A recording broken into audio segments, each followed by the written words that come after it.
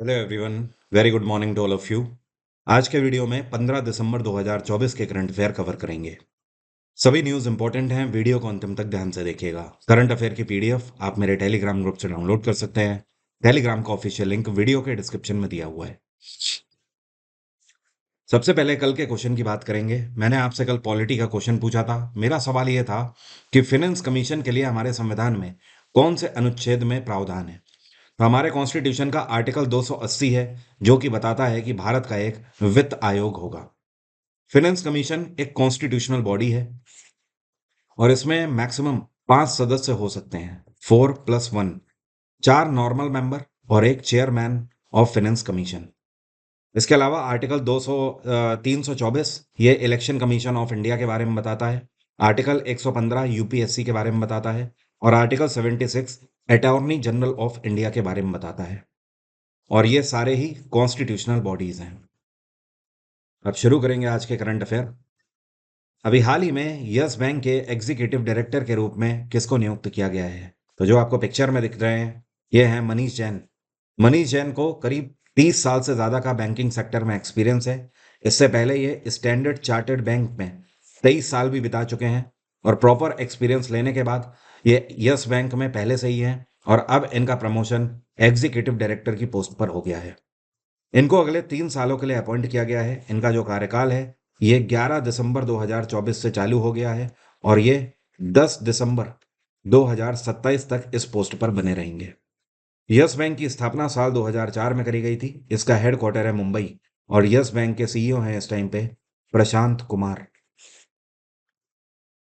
हाल ही में फ्रांस के राष्ट्रपति इमैनुअल मैक्रोन के द्वारा ये कौन है जिनका नाम प्राइम मिनिस्टर पोस्ट के लिए नॉमिनेट किया गया है। तो ये आपको बता दूं, फ्रांस के अंदर स्थिति प्राइम मिनिस्टर के कार्यकाल को लेकर बेहतर नहीं चल रही है। ये पूरे साल में चौथी बार है जब राष्ट्रपति के द्वारा प्रधानमंत्री पोस्ट के लिए चौथे व्यक्ति को नामित किया गया है। जो आपको पिक्चर में दिख रहे हैं इनका नाम है फ्रैंकोइस बोयरू। क्या नाम है? फ्रैंकोइस बैरू। तो अब ये प्राइम मिनिस्टर होंगे फ्रांस के। इन्होंने जिनकी जगह ली है ये है मिशेल बार्नियर। मिशेल बार्नियर केवल 3 महीने तक ही अपना कार्यकाल सर्व कर पाए हैं। पूरे फ्रांस के इतिहास में आज तक मिशेल बार्नियर इकलौते ऐसे व्यक्ति बन गए हैं जिन्होंने सबसे कम समय के लिए फ्रांस के प्रधानमंत्री की पोस्ट सर्व करी हो। फ्रांस में इस टाइम पर इमैनुअल मैक्रोन प्रेसिडेंट हैं और 2027 तक ये अपने कार्यकाल में बने रहेंगे। इस बात की पुष्टि भी इमैनुअल मैक्रोन ने कर दी है। ध्यान रखिए, इस बार 2024 के जो ओलंपिक्स हैं वो पेरिस में ही आयोजित किए गए थे। महाराष्ट्र में नई सरकार आई है, हम सभी को पता है। महाराष्ट्र में बीजेपी ने बहुमत के साथ अपनी सरकार बनाई है और देवेंद्र फडणवीस मुख्यमंत्री बने। अब महाराष्ट्र सरकार की तरफ से प्रिंसिपल सेक्रेटरी के रूप में किसको अपॉइंट किया गया है। तो ये हैं सीनियर आईएएस अधिकारी अश्विनी भिड़े। क्या नाम है? अश्विनी भिड़े 1995 बैच की अधिकारी हैं और इस टाइम पर मुंबई मेट्रो रेल कॉरपोरेशन में मैनेजिंग डायरेक्टर की पोस्ट पर कार्यरत हैं। अब ये महाराष्ट्र सरकार के प्रधान या फिर आप बोल सकते हो मुख्य सचिव के रूप में अपॉइंट करी गई हैं। अल्टीमेटली प्रिंसिपल सेक्रेटरी एक ऐसी पोस्ट होती है जो कि सरकार के जितने भी मंत्रालय होते हैं राज्य के अंदर, वो सारे मंत्रालय के जो सेक्रेटरी हैं वो सब प्रिंसिपल सेक्रेटरी को ही रिपोर्ट करते हैं और प्रिंसिपल सेक्रेटरी सीधे चीफ मिनिस्टर को रिपोर्ट करता है। महाराष्ट्र में दो लोग इस टाइम पर डेप्यूटी चीफ मिनिस्टर हैं। एक तो एकनाथ शिंदे हैं और दूसरे हैं अजीत पवार एनसीपी के। सुप्रीम कोर्ट के द्वारा हाल ही में एक स्पेशल बेंच से फैसला लिया गया है कि ये 3 हाईकोर्ट हैं, दिल्ली हाईकोर्ट, कर्नाटक और पंजाब एंड हरियाणा हाईकोर्ट, जो कि पंजाब और हरियाणा का एक ही हाईकोर्ट है। तो इन तीनों हाईकोर्ट के लिए कितने ऐसे एडिशनल जजेस हैं जिनको प्रमोट करके परमानेंट जजेस के लिए नियुक्त कर दिया गया है। तो टोटल ये 7 जजेस हैं और इनके नाम के साथ पूरी पूरी लिस्ट जो है ये मैंने पीडीएफ में दे दी है। फिलहाल इन 7 में अगर बात करें तो जो 2 जज हैं ये दिल्ली हाईकोर्ट में अपॉइंट किए गए हैं और एक जज हैं ये पंजाब एंड हरियाणा हाईकोर्ट में और बाकी के जो 4 जज हैं ये कर्नाटक हाईकोर्ट में अपॉइंट किए गए हैं। इनके नाम देखने के लिए आप एक बार पीडीएफ देख लीजिएगा। क्या आप जानते हैं हाईकोर्ट में जजेस का ट्रांसफर एक हाईकोर्ट से दूसरे हाईकोर्ट में हो सकता है? ये हमारे संविधान का कौन सा आर्टिकल बताता है? तो आर्टिकल 222 में प्रावधान है कि हाईकोर्ट का एक जज दूसरे हाईकोर्ट में ट्रांसफर किया जा सकता है और इसका फैसला सुप्रीम कोर्ट की बेंच के द्वारा लिया जाता है। और फाइनली जो हाई कोर्ट और सुप्रीम कोर्ट के जो जजेस होते हैं उनकी नियुक्ति भारत के राष्ट्रपति के द्वारा करी जाती है। वर्ल्ड एनर्जी कंजर्वेशन डे कौन से दिन मनाया जाता है? हिंदी में इसी को बोलते हैं विश्व ऊर्जा संरक्षण दिवस। यह दिवस हर वर्ष 14 दिसंबर को मनाया जाता है। इसको मनाने के पीछे का मेन उद्देश्य है कि हम लोग बिजली की खपत कम से कम करें। बिजली का उत्पादन करना वैसे ही बहुत मुश्किल होता है, उसमें पानी बहुत वेस्ट होता है, इतना ही नहीं पॉल्यूशन भी क्रिएट होता है। तो ऐसे में बिजली की खपत कम हो। 2024 की इसकी थीम रही powering sustainability, every what counts. केंद्र सरकार के द्वारा उड़ान स्कीम योजना के अंतर्गत जो यात्री एक जगह से दूसरी जगह तक हवाई यात्रा करते हैं, उनको अफोर्डेबल प्राइस में फूड फैसिलिटी देने के लिए कौन सा इनिशिएटिव लॉन्च किया गया है? तो केंद्र सरकार ने लॉन्च किया है, इस पर्टिकुलर योजना का नाम है उड़ान यात्री कैफे। क्या नाम है? उड़ान यात्री कैफे। आपको याद होगा कुछ टाइम पहले, अभी एक सप्ताह पहले, एक स्पीच राघव चड्ढा की काफ़ी वायरल हुई थी। राघव चड्ढा ने उस स्पीच में यह मुद्दा उठाया था कि भारत के एयरपोर्ट्स में भले ही उड़ान योजना चल रही हो, जिसको बोलते हैं उड़े देश का आम नागरिक, इस योजना के अंतर्गत भारत सरकार ने कमिट किया था कि अब आम नागरिक भी हवाई यात्रा कर सकेगा। लेकिन उन्होंने जो मुद्दा उठाया था राघव चड्ढा ने, उनका कहना था कि एयरपोर्ट में अभी भी जो 20 रुपए की पानी की बोतल है वो 100 रुपए की मिलती है। एक बेसिकली अगर आप समोसा भी खाने जाएं तो 200 रुपए से लेकर 300 रुपए तक का आपको समोसा मिलता है। ऑन एन एवरेज अगर आप खाना खाने जाएं तो 700 से 800 रुपए का आपको खाना पड़ता है। तो फिर ये कहाँ से उड़े देश का आम नागरिक के लिए योजना है? तो उसी पर भारत सरकार ने रिएक्ट दिया है और उड़ान यात्री कैफे लॉन्च करने की नई योजना बनाई हुई है।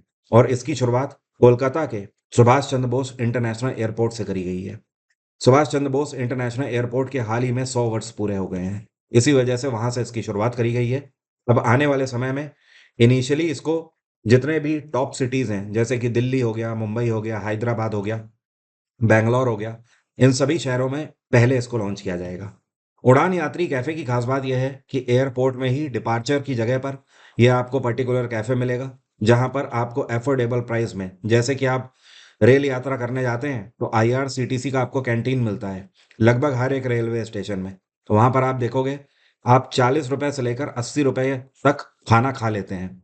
जैसे कि स्नैक्स वगैरह हो गए, ब्रेड पकौड़ा हो गया, क्रीम रोल हो गया, पेटीज हो गई, ये सब आपको 40 रुपए में मिल जाती है। अगर आप थाली लेने जाएं तो 80 रुपए तक में आपको थाली भी मिल जाती है। तो यही है इसका मेन उद्देश्य कि एयरपोर्ट में भी इस तरीके का अफोर्डेबल फूड आपको मिल पाएगा। हाल ही में एनएचएआई, जिसको बोलते हैं national highways authority of India, इनके द्वारा रूट पेट्रोलिंग व्हीकल्स लॉन्च किए गए हैं। जिसका नाम क्या है? तो इसका नाम इन्होंने रखा है राजमार्ग साथी। आपने कई बार देखा होगा, जब आप हाईवे पे चलते हो तो आपने देखा होगा एनएचएआई की गाड़ियां कई बार आपको दिखती होंगी। ये गाड़ियाँ इसलिए होती हैं कि अगर किसी का एक्सीडेंट वगैरह हो जाए, तो ये इसीलिए पेट्रोल करती रहती हैं, उनको सपोर्ट देने के लिए। तुरंत एम्बुलेंस सर्विसेज भी प्रोवाइड कर देती हैं। तो अब क्या है कि हाईटेक कैटेगरी की पेट्रोलिंग व्हीकल लॉन्च करी गई हैं एनएचएआई के द्वारा। इनका नाम है राजमार्ग साथी। स्पेशली इनकी खास बात यह है कि ये आर्टिफिशियल इंटेलिजेंस सपोर्टिव होंगी। इन गाड़ियों में जो डैशबोर्ड होगा, वो पहले से ही इन चीज़ों को ट्रेस करता रहेगा। जैसे कि आप केवल गाड़ी ले जा रहे हो, गाड़ी अपने आप ट्रैक करती रहेगी कि कहाँ पर ज़्यादा गड्ढे हो गए हैं। इतना ही नहीं, इस व्हीकल में इंस्टेंट मेडिकल फैसिलिटी हर तरीके की प्रोवाइड करी गई है। इनिशियली अगर रोड एक्सीडेंट हो जाता है तो ये एम्बुलेंस के तौर पर भी काम करेगी। अगर कहीं पर ट्रैफिक ज़्यादा हो गया है तो उसे क्लियर कराने के संसाधन भी इस वैन में उपलब्ध कराए गए हैं। और एनएचएआई की स्थापना सन 1995 में करी गई थी। इसका हेडक्वार्टर है नई दिल्ली और इसके चेयरपर्सन है संतोष कुमार यादव, एसके यादव। बेंगलोर में उबर के द्वारा women only bike taxi service launch करी गई है। जिसका नाम क्या है? तो इसका नाम है मोटो वुमेन। मोटो वुमेन नाम की ये फैसिलिटी उबर ने पूरे दुनिया में पहली बार किसी देश में लॉन्च करी हुई है। बेंगलोर में अब इस तरीके की आपको उबर टैक्सी सर्विस मिलेगी बाइक वाली, कि आप इनको बुलाएंगे और ये स्पेशली महिलाओं के लिए है। इसमें जो राइडर होंगी वो भी महिलाएं सिर्फ होंगी और जो ड्राइवर होंगी वो भी महिलाएं होंगी। महिलाओं की सिक्योरिटी को देखते हुए ये फैसिलिटी उबर के द्वारा दी गई है भारत में। उबर एक अमेरिकी कंपनी है, इसका हेडक्वार्टर है कैलिफोर्निया। इसकी स्थापना साल 2009 में करी गई थी। उबर के सीईओ हैं इस टाइम पे दारा खोसोर। और उबर ने ये फैसिलिटी अमेरिका में भी नहीं दी है, शायद वहाँ पर ये फैसिलिटी की ज़रूरत नहीं है। बट भारत में अभी भी इस तरीके के दुखदाई केसेस देखने को मिलते रहते हैं आए दिन, जो इंसानियत को शर्मसार करते रहते हैं। हम अर्थव्यवस्था में भले ही टॉप 4 इकोनॉमी में हों, लेकिन लगातार रेप की घटनाएं झकझोर देने वाली उत्पन्न होती रहती हैं समय समय पर। तो उन सारी चीज़ों को देखते हुए ये फैसिलिटी लॉन्च करी है उबर ने। ये कौन सी ऑर्गेनाइजेशन है जिसने नेशनल डोप टेस्टिंग लेबोरेटरी को अप्रूवल दे दिया है, और ये भारत में जो एथलीट्स हैं उनके पासपोर्ट को एक्नॉलेज भी कर सकते हैं और रिजेक्ट भी कर सकते हैं। तो ये है वाडा। वाडा का मतलब है वर्ल्ड एंटी डोपिंग एजेंसी। पूरे दुनिया भर में जो खिलाड़ी होते हैं उनका डोप टेस्ट करने के लिए और डोप टेस्ट के मानक बनाने के लिए ये संस्थान है।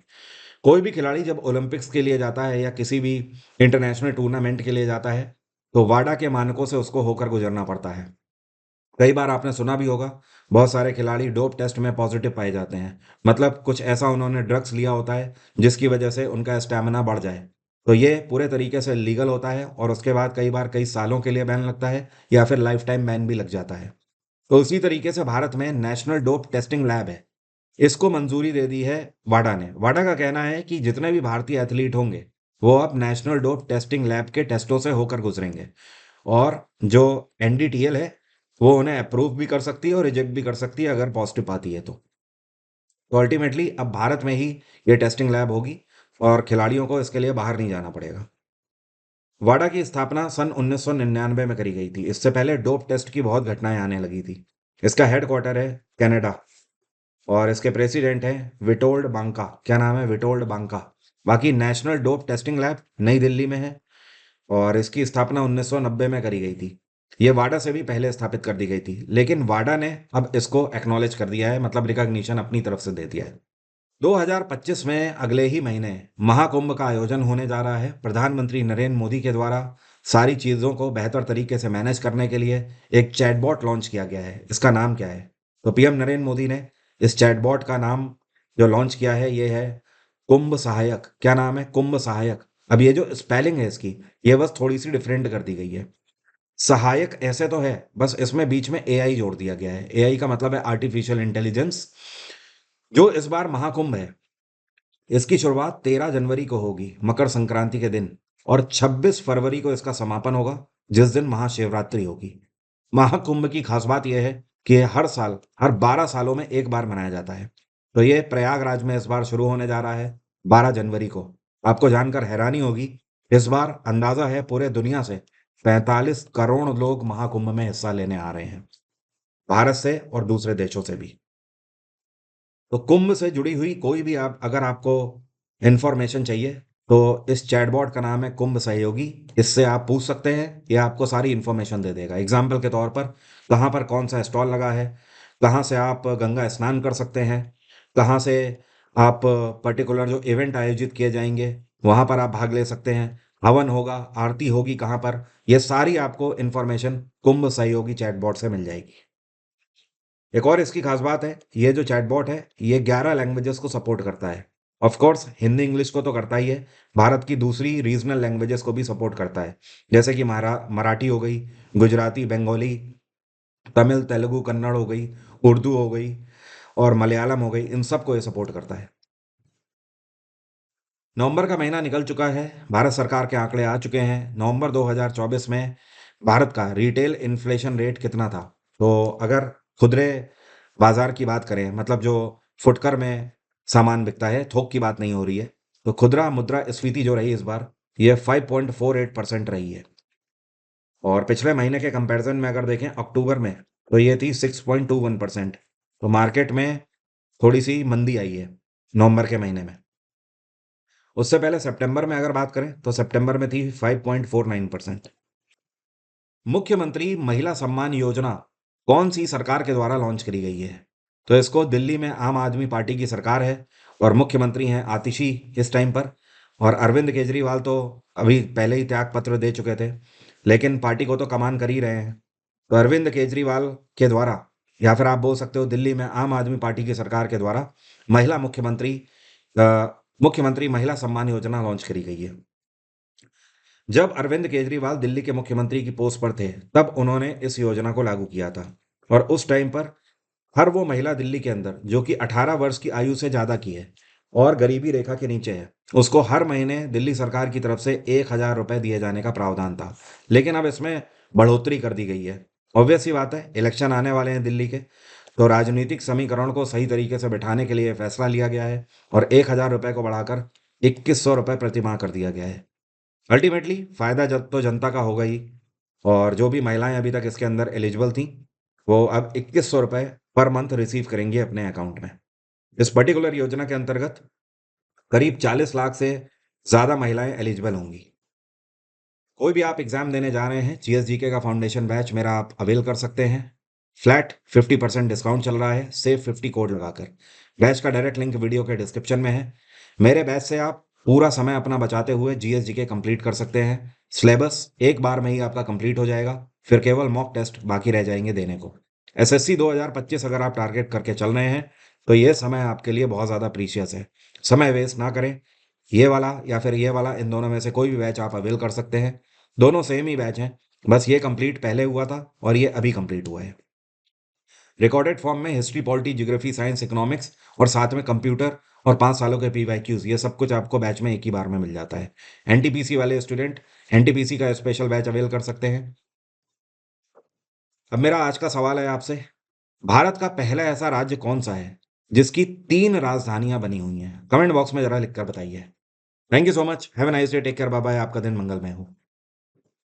किसी भी गवर्नमेंट एग्जाम को क्लियर करने के लिए कोई भी स्टूडेंट ऑन एन एवरेज 1000 से 1500 क्वेश्चन कवर करके जाता है, लेकिन वो सारे स्टूडेंट सिर्फ एवरेज ही रह जाते हैं, क्योंकि जो एग्जाम निकालने वाले स्टूडेंट हैं उनको एक तरीके से सिस्टमैटिक फॉर्मेट में सारे क्वेश्चन कवर करने होते हैं। जैसे कि कम से कम पिछले 3 से 5 सालों के पीवाईक्यूज आपको कवर करने होंगे। साथ में आपको ये पता होना चाहिए कि किस टॉपिक से कितने क्वेश्चन पिछले कितने सालों में और कौन से एग्जाम में पूछे गए हैं। ये किताब मैंने लॉन्च करी हुई है अपनी 2 साल की मेहनत के बाद। इस किताब में आप देख सकते हो 8900 से ज्यादा प्रीवियस ईयर क्वेश्चन मैंने कवर किए हुए हैं। साथ में आप ये भी देखिए कि मैंने यहां पर ये भी आपको बताया है इस किताब में कि किस टॉपिक से किस डेट में एसएससी के किस एग्जाम में कौन कौन सा क्वेश्चन पूछा गया है, और वो हर एक क्वेश्चन सॉल्यूशन के साथ दिया गया है। करीब 9000 क्वेश्चन की वजह से इस किताब का आप वेट भी देख पा रहे हो, काफी ज्यादा है। लेकिन हाँ, आज की डेट में कंपटीशन इतना बढ़ चुका है कि अगर आपको कोई भी वनडे एग्जाम निकालना है तो आपको पिछले 5 से 10 सालों के पीवाईक्यूज कवर करके जाने होंगे। मेरा आपसे वादा ही नहीं, दावा भी है, अगर आप मेरी इस किताब को लेकर